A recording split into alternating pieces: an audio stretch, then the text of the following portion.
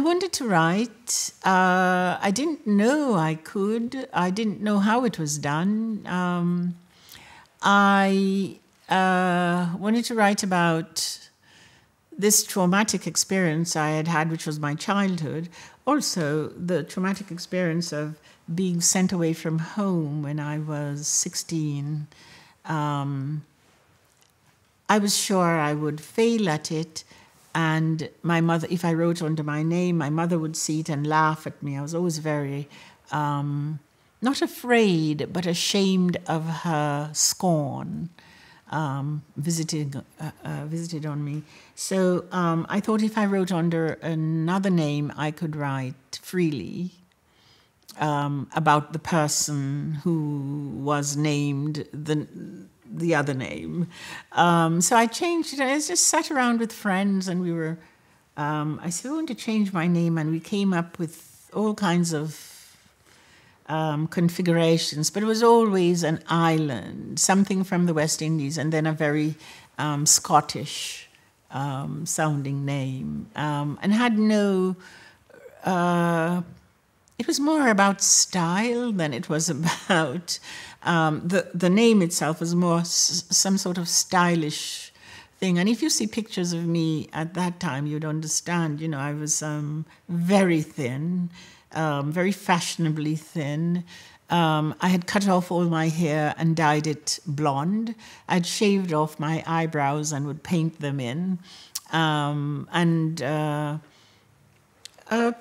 Were versions of the way I dress now, old clothes from thrift shops. I could only afford old clothes. And so everything, I was trying out, I suppose, my artistic self, though I don't think of myself as an artist.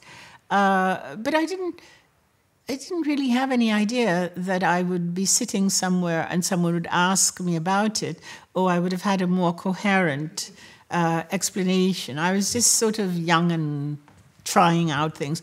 A young black woman in New York.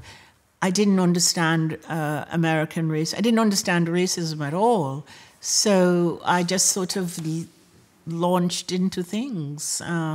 You can't possibly have any idea of my beginnings, you know, as a teenage immigrant in America, living with a white family in a white part of a suburb, and having no idea other than bitterness and shame at being taken out of my home and sent away. And the shame of it was that my mother didn't love me. I was very ashamed of that, which she would deny. But I think it's fair to say that she didn't love me. Anyone who loved you wouldn't do that. And, well, of course, she would say, well, look at how it all turned out for the best. But I quickly tell her, you can't take credit for this. This is something I did on my own, you know, through sheer luck, really. I suppose I was brave enough to risk being lucky. You know, I remember when I was 19, I had a friend who worked at the Mattel toy company in California, and I went out to visit her, and we were going to hitchhike from Los Angeles to San Francisco to go see The Doors, and she couldn't go. After all, she had to work, and so I did it alone. I hitchhiked all by myself up to San Francisco, saw The Doors, and came back down. And I remember getting a ride with a couple, and we stopped somewhere and bought cherries, and I saw a newspaper that said Judy Garland had died. I remember that. But that I wasn't killed, you know, by some serial killer, because I was just hitchhiking on the side of the road, and I'd get into a truck with some people I didn't know. It was on Highway 1, which is a very windy, scenic route.